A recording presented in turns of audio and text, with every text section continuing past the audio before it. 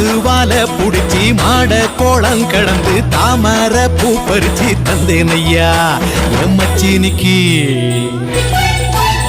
ஆமஞ்சி வீரட்டுக்குள்ள மயில காள அடக்கி தங்க செயின் எடுத்து தந்தேன் ஐயா என் தங்கத்துக்கு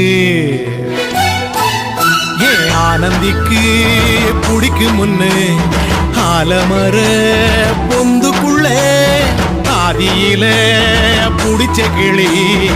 ஆதியில பறந்துருச்சே ஏன் பச்சை கிளி அது பறந்த பின்னே நான் ஒத்த